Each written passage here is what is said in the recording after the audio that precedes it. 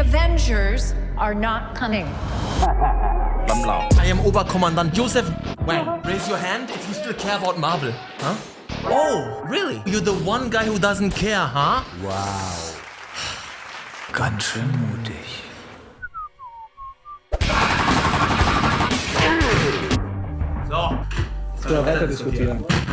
No, but seriously, nowadays I think it's rather the opposite. The last Marvel movie I watched was the one where they copied my whole life story without giving me credit. Black Panther. Yeah. So I've been waiting for a long time to build up my superhero movie tolerance again, and now it's at an all-time high. Perfect timing for Thunderbolts. That's not good. Just be honest, okay? Does this look interesting to you? Is this on your watch list? Just say it, bro. Just say it, bro. Just come on and say it! A group of anti-heroes join forces, Suicide Squad style? Wait, us? Yeah, you. Why, you got someplace to be? Well, it wasn't on mine, especially after watching the trailer a million times, yeah? They used Where Is My Mind? How dare you? Haven't we all agreed as humanity that that song belongs to Fight Club? But tradition is tradition. Sophia and I went to see it on Sunday, see what Marvel's been up to. And to our great surprise, Thunderbolts actually feels quite different. It's a unique movie. Nine. Yeah. And that's why I need to talk about it. There are several narrative choices that caught me off guard. How the movie's being promoted, the action, the subject matters it explores, the villain, the finale, and more. So let's go through them one by one. How about it, huh? You down? You down? As always, with no major spoilers. So You're the Thunderbolts! First of all, I thought I knew everything this movie has to offer after having the trailer shoved down my arschloch a dozen times. And if you think the same, Naive! bad guys unite in an unlikely adventure. Wow, so wholesome. No, it's a group of characters. This is very important, and it's made clear from the first scene of this film that we're not looking at some run-of-the-mill anti-hero forming an alliance trope. It's a bunch of mercenaries or guns for hire that are trying to find their place. You feel fulfilled? Oh, yeah. Yeah, so full. So filled. All of them feel lost and purposeless, and it's not too heavy-handed. And Yelena, the main character, the protagonist especially, feels borderline depressed and suicidal. That's why the usage of Where Is My Mind actually makes sense. It somewhat applies. Well done. But I'll do it again. But more on that later. Secondly, the trailers mostly omit the villain. That is so awesome. Maximum Zanska. Once he or she is introduced, you can guess quite easily where it's going, for the most part, but man, I respect when a movie's marketing material actually accurately represents what a movie's about without giving away too much. We don't see that too often. Sometimes trailers basically reveal the entire plot. No. That is not the case for Thunderbolts. Plus, it's double genius because this movie isn't really about huge action and explosions like the other ones. Amazing. Yeah. Thirdly, regarding the asterisks in the title. What the fuck is going on here? Marvel Studios Thunderbolts. I didn't get it at first. For a very long time, I didn't get it, yeah? Every trailer, I'm like, what does it mean? What is it referring to? Who? Well, I don't know if you've been spoiled, and God knows I definitely won't tell you, but at the end of the movie, it all becomes clear.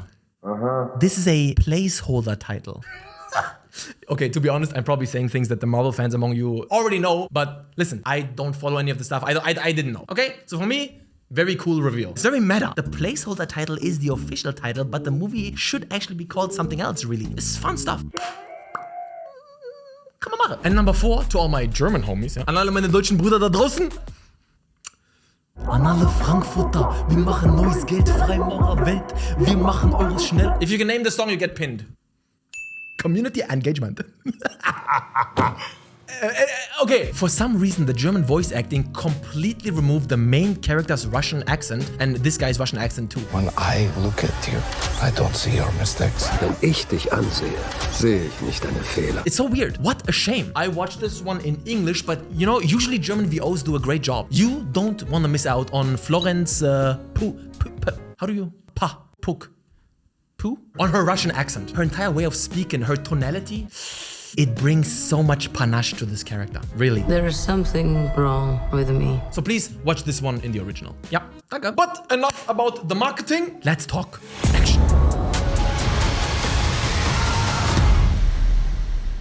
I think the Marvel movies generally do a great job with action scenes. Across the board. Even when I was sick of the whole superhero genre, whether it's the CGI stuff or the actual choreographed fight scenes, this has always stood out to me. I like what they do with the action. I know it's not Marvel, but that one Man of Steel scene still makes me spritz. It is that evolution always wins. Bam, bam, bam, bam, bam, sheesh! girl. They try to make epic shit, and for the most part, they succeed. With some stinkers in between, of course. And Thunderbolts is no exception here. Bro, bruh. There's some really amazing stuff in here. Gareth Evans could learn a thing or two from this. Joke. We have long, uninterrupted, close combat shots from very cool angles. I have no idea if she actually did that or if they digitally added her face in post. Either way, what a joy to watch. More of that, please. But of course, if you prefer the Avengers Endgame Infinity War massive, huge battles, you gotta manage your expectations, okay? Thunderbolts isn't about that in more than just one way. You gotta think more small scale here. None of these guys have Doctor Strange or Thor level superpowers. They're mostly just normal people with normal level superpower. Only the Ghost Girl has a cool ability where she can like immaterialize. But now to the key aspects of the game now. Why did Thunderbolts surprise me so much? Sure, action good, comedy mostly works, but all of that would have just made for another conveyor belt Marvel flick that you forget the minute you leave the theater. Here I have to give a little bit of a spoiler warning. If you're not sold on going to see it yet, I recommend that you keep listening because I won't be spoiling the villain or what happens in the end, but what the movie is essentially about. The trailer hints towards this, and if you hear me say it, it might intrigue you enough to give it a shot. If you do want to skip ahead, I will make the slight spoiler discussion black and white, so as you hover over the playhead, you know when to resume watching. 3, 2, 1. I don't know who's talking about. I didn't talk. Thunderbolts is about depression. Yeah, no joke. It's about mental health. And not just tangentially, but at its core. It tackles issues such as drug abuse, suicide, lack of purpose. We all have things that we regret. I have so many. Being somebody who very easily cries when watching emotional movies, that's right, proud pussyclot over here, it almost got me once. Almost. But crying to a Marvel movie? I couldn't live that down, so I asked Sophia to spit in my face real quick from sadness to horniness in less than 1 second. Problem solved. And when I say at its core, I do mean it. The protagonist's emotional journey, Florence Pugh, is tied into everything that happens all the way to the very end. The climax goes places I absolutely did not see coming. It is unusual, and I highly respect that choice. I swear. For real. But now let's talk about problems, because we're not talking some unprecedented historic masterpiece here. For one, the movie is merely 2 hours long, but it does feel longer than that. Not boring, never boring, but because of the unusual story, I did find it to lose some momentum at the halfway point. All the pieces are there, but they don't coalesce into each other flawlessly. This machinery is squeaking a little bit. Some motor oil is needed, yeah? Oil it up. And speaking of oiled up, man, that ghost woman is... Person. Who are you? Respectfully. You can see I'm beaming. No, Kizzy. The whole time watching, I thought, who is this actress? She looks so familiar, but doesn't. It's odd. We get backstories on every character except her. For her, it's just one line. She's the one in the group that stands out as being very one-dimensional.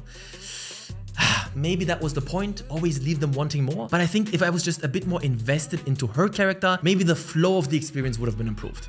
I don't know. Yo, it's me, Rantoni again from the edit. I just realized that this actress played an Ant-Man and the Wasp. Look, I mean, what the fuck is that? You can't blame my brother for not having seen this shit. I told you I'm not a Marvel fan. Look at all you idiots in the comments correcting me. Actually, who's the idiot now, huh? Fucking nerd. Add to that in the end, despite the finale being creative and meaningful, it happened just slightly too fast for my taste. Just a tiny bit rushed. I would have appreciated a few more sentences here or there to really drive home the catharsis. Thunderbolts gave Yelena so much time and space to develop her arc, but brushed over that so important final development just a teensy weensy too quickly. Build up.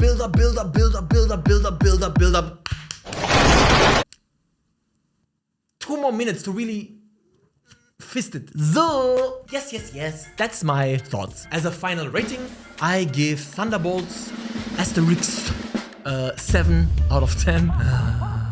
7. It's definitely closer to an 8 than a 6. It feels different from any of the other Marvel movies I've seen. And we have a saying in Germany, Not macht erfinderisch. How do you say this in English? Necessity is the mother of invention. Ja.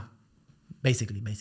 Im Prinzip passt. Maybe because the standard Marvel formula doesn't work as well anymore as it used to. They are trying new things, they're experimenting. And with this one, it paid off. It was worth it. It's an interesting movie. I recommend it. Peace. If you want to see my review on the masterpiece that is Havoc by the director of The Raid 1 and 2, check out this video.